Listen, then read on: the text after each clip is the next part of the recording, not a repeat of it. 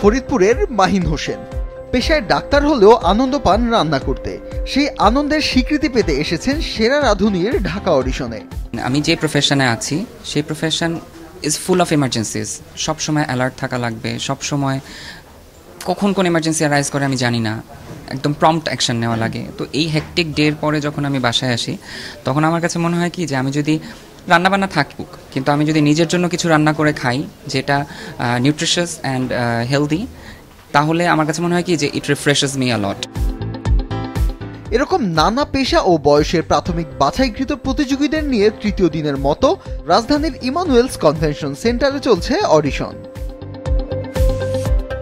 ঐতিহ্য আর আধুনিকতার মিশেলে মুখরোচক সব খাবার তৈরিতে নিজেদের প্রতিভা প্রকাশের সুযোগ পেয়ে উচ্ছ্বাসিত তারা।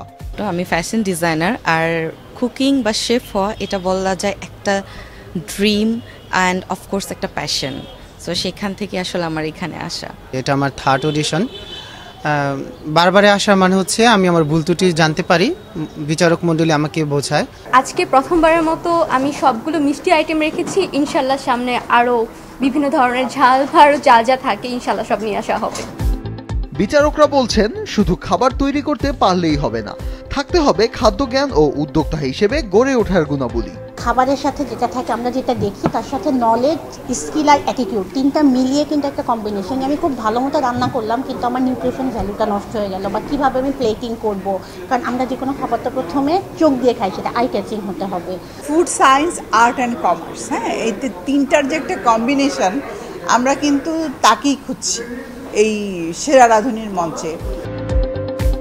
এই আয়োজনের মাধ্যমে সেরা রাঁধুনি এবং ভালো উদ্যোক্তা খুঁজে পাওয়ার প্রত্যাশা বিচারকদের।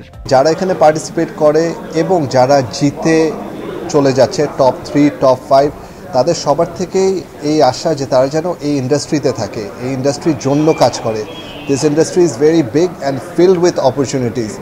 আয়োজকরা জানান নানা ধাপে প্রতিযোগীদের ভিন্ন ভিন্ন ঘরনার রান্নায় পারদর্শিতা যাচাইয়ের পাশাপাশি রান্নার পরিবেশনা, নিজেকে উপস্থাপন, খাবারের ব্যবসা চালানোর ক্ষমতা, বিভিন্ন পরিস্থিতি সামলানোর ক্ষেত্রে তাৎক্ষণিক বুদ্ধি ও দক্ষতা প্রয়োগের ক্ষমতার উপর ভিত্তি করে নির্বাচিত হবেন সেরা রাঁধুনি সিজন 8।